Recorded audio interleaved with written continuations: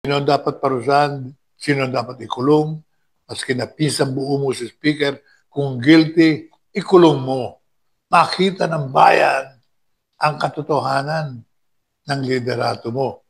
Ang sabi ng kapatid mo, si Senadora Amy Marcos, ikaw daw ay drug addict. Sino ang dapat parusahan, sino ang dapat ikulong, maski na pisang buo mo si speaker, kung guilty, ikulong mo. Makita ng bayan ang katotohanan ng liderato mo. Ang sabi ng kapatid mo, si Senadora Amy Marcos, ikaw daw ay drug addict. Alright mga kababayan, so hindi din po napigilan ni dating Mayor Lito Atienza ang magsalita no patungkol nga po dito sa issue po na kinakaharap po ng ating Pangulong Bongbong Marcos no. Ito nga po yung aligasyon no ni Senator Amy Marcos na di umano'y si BBM daw po ay gumagamit ng ipinagbabawal na gamot. At kaya nga po ito po yung maugong na debate sa social media kung saan talaga namang dinidemand ng taong bayan na si BBM po ay mag-undergo po no, ng hair follicle drug test no, upang nang sa ganun ay ma-clear itong speculation na to na noon pa man no, na ipinupukol na dito sa Pangulo ng Pilipinas. At kasabay din po dito mga kababayan, ito pong pag-challenge po ni dating Mayor Lito Atienza dito nga po kay BBM na kung may kaso at kung guilty itong si House Speaker Martin Romualdez, dating former House Speaker, ay dapat panagutin no para mapatunayan niya na ang kanyang liderato ay tunay na nagmamalasakit talaga dito sa kanyang ginagawang investigasyon patungkol nga po sa flood control scam no. Pero sa mga oras na mga kababayan, naglabas na po ang Pangulo, I think kahapon ata yon, na sinabi niya na may mga warrant of arrest na nga daw po laban po kay Saldico at sa 17 na individual no na kakasuhan na po at hahainan ng warrant of arrest. So, tignan natin mga kababayan no kasi mahigit 100 days na buhat ng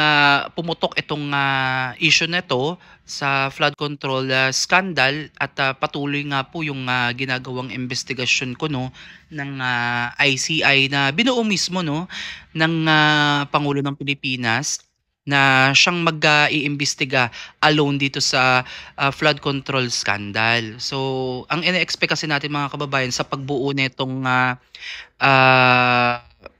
ano na to, ahensya, kumbaga mas mapapabilis no yung pagtukoy kung sino po yung mga mastermind ng ginawang pagnanakaw dito po sa Kaban ng Bayan, especially dito nga po sa flood control project no na alam naman natin mga kababayan na napakarami pong mga tao, maraming kababayan natin ang naapektuhan po sa hindi paggamit ng tama dito sa pondo. Kagaya na lamang po ng nangyari sa iba't ibang probinsya sa Cebu lalo na no, yung flood control nila diyan ay talagang yung iba diyan ay ghost project pa nga at yung iba ay substandard kung saan napakarami pong mga kababayan natin yung nagbuwis ng kanilang mga buhay, nawala ng ari-arian, nawalan ng tahanan, at nawalan ng kabuhayan. So grabe no, yung epekto nitong flood control na sana itong flood control mga kababayan ay magliligtas sana no sa kapahamakan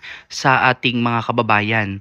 At dahil nga po sa kagagawa ng iilang individual, ganito po ang nangyari sa flood control, ibinulsa yung napakalaking halaga at yung iba nga ay hindi na nga po makita kahit anino pa man.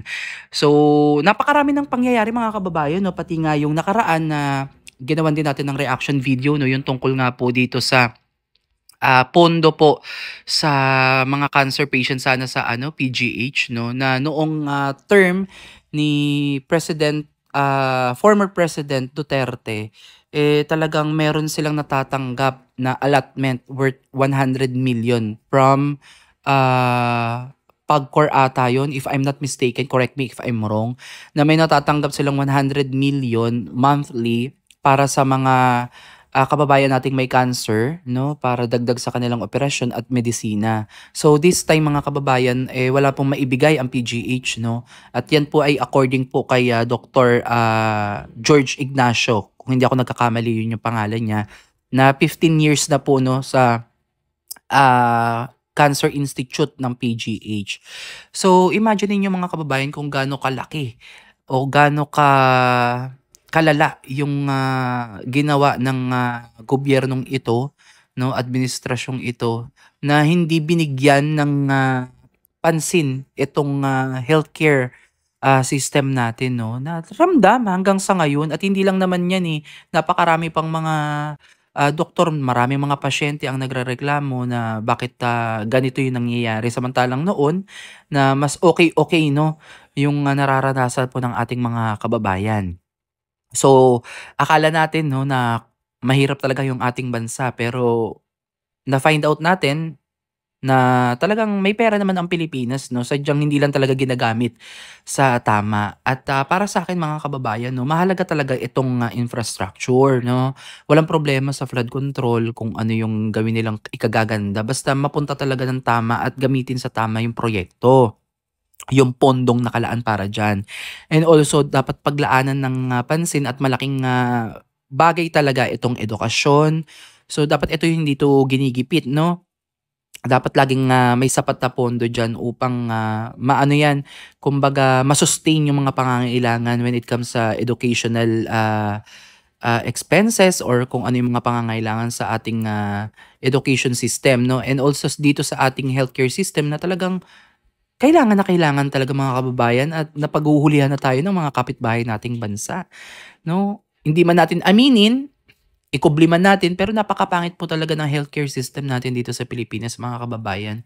Kung mahirap ka talaga, naku, mahirap talaga ang magkasakit ang mahirap, 'no. Kaya dito nagkakaroon ng hindi pagkakapantay-pantay, 'no, na sana ang kahilingan natin at kagustuhan natin ay sana itong healthcare system ay maging pantay, 'no, walang mayaman, walang mahirap, walang middle class, lahat pantay-pantay pagdating po sa issue pangkalusugan. So lahat po afford, may access upang makatanggap, 'no, ng agarang solusyon at agarang gamutan sa kanilang mga iniindang sakit.